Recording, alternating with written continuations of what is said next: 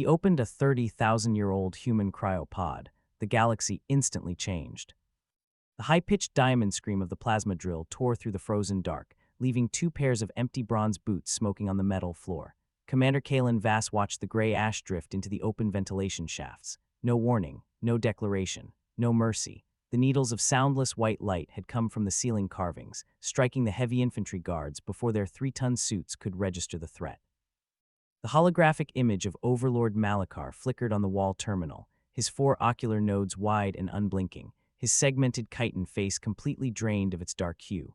In the center of the vault, the newly awakened human stood perfectly still, with his hands resting behind his back, his bare feet untroubled by the nitrogen frost coating the platform.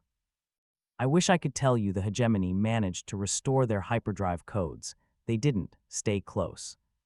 3 hours earlier, the subterranean tomb under Sector Deltarim had been perfectly quiet.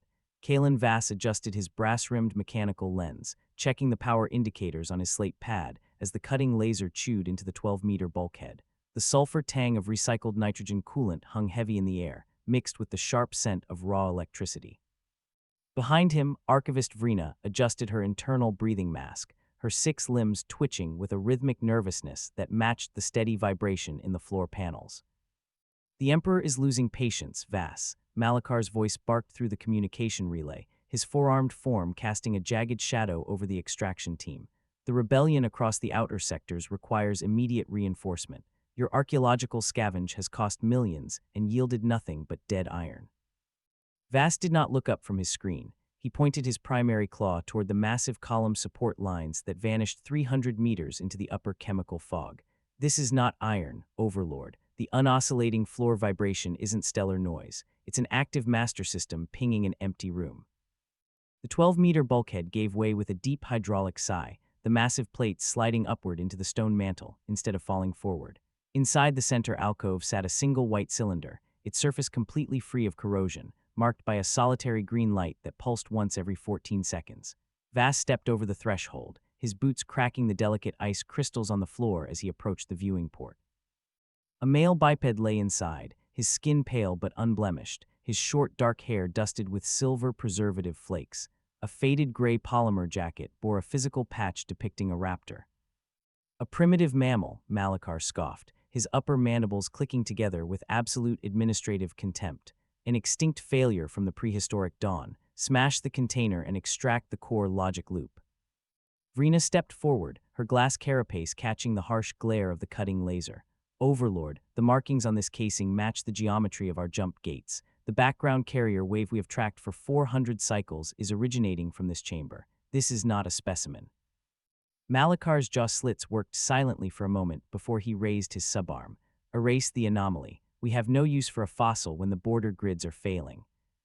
Vass hesitated, his fingers hovering over the automated salvage claw controls. He looked back at the green pulse on the cylinder, then at the physical notation etched into the framing. His military training demanded compliance, but his academic obsession overrode the manual lockout codes. He reached past the automated interface and slapped the manual decompression valve.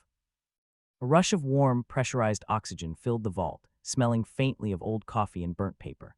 The white cylinder split down its center line, releasing a cloud of white vapor that dissolved the surrounding nitrogen frost. Captain Nathan Vance opened his eyes, clear and entirely devoid of the disorientation that usually accompanied long stasis.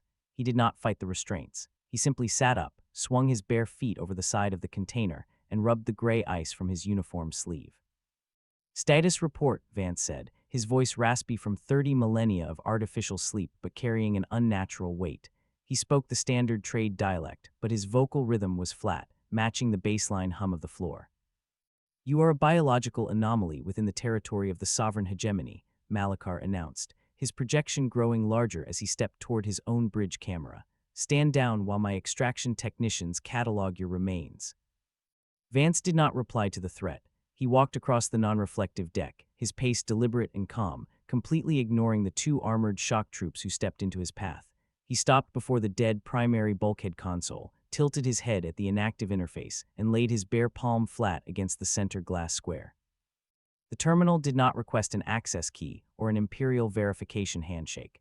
The display flashed a brilliant, blood-crimson hue that illuminated the entire vault, replacing the hegemony's tracking software with a single line of text.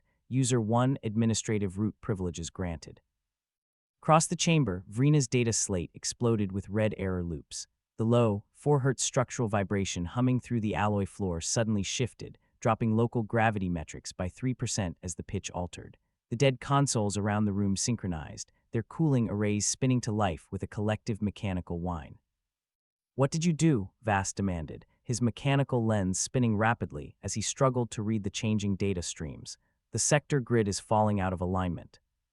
Vance adjusted the collar of his faded gray tunic, his face completely expressionless. The grid didn't fail because it was broken. It failed because the administrator logged in. The network was left on low-power standby while we waited out the radiation flare from the core collapse.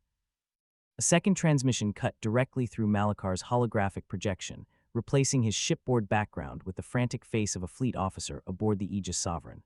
"Overlord, our hyperdrives have completely deactivated mid-transit. All 8,000 vessels across the sectors have dropped into real space simultaneously. The jump gates have turned from blue to red, and we are locked out of the secondary navigation arrays." Malakar's lower arms slammed against his command console. "Reroute the core logic. Use the backup navigation channels." "There are no backup channels, sir," the officer screamed over the sound of secondary alarms. "The entire Navy is running on an unlicensed sandbox loop. The master system is simply closing the program." Vance tapped the glass console 3 times with his knuckle, a mundane, casual gesture that caused a massive 3-dimensional star map to erupt in the center of the cavern. The projection mapped every sector with microscopic precision, every Imperial shipyard, and every one of the 8,000 frozen warliners highlighted under an active administrative hold. Malakar's Imperial sigil faded, replaced by the white lines of the Archie Protocol. The Overlord's face returned to the screen, his chitin plates trembling with a mixture of bureaucratic fury and genuine panic. "Guards, terminate the human. Erase the anomaly and burn this entire vault to ash." The 2 kinetic supersoldiers leveled their plasma barrels directly at Vance's chest.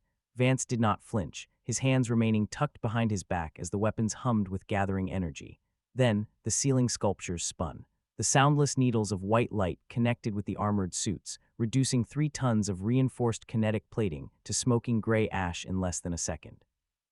Vass fell to his knees, his slate pad clattering against the deck as he stared at the 2 pairs of empty bronze boots. The high-pitched whine of the ceiling turrets died out, leaving only the deep, unoscillating 4 Hz hum that now vibrated with absolute authority through the stone mantle. The silence in the vault was total. Malakar's hologram flickered wildly, his jaw slits moving without producing a sound as his absolute certainty cracked. He looked at the human, then at the star map showing his entire synchronized navy permanently dead in the water across 43 systems. "Your historical records call our transit lines the precursor ruins," Vance remarked quietly, his soft voice cutting through the transmission terminal to every bridge in the immobilized armada. "You spent 9,000 cycles sailing along our supply corridors. Did you never think to look for the map?" Vass raised his head, his mechanical lens locking onto the bare feet of the human commander. He had spent his entire life studying the ancient structures, assuming they were monuments left by a dead god. He finally understood that the hegemony had never been masters of technology. They had simply been occupants in a house they did not build. Vance stepped onto the center grid plate, his physical patch catching the crimson glow of the terminal as he addressed the frozen fleet one last time. "You built your empire in our basement. Now, I need you to step outside." The star map burned white, its lines locking into place as the ancient network fully synchronized with the core relay. Vance stood alone on the platform. The 4 Hz hum through the floor panels grew steady, clearing the dust from the metal deck. Kalen Vass stayed on his knees, watching the bare footprints left in the frost.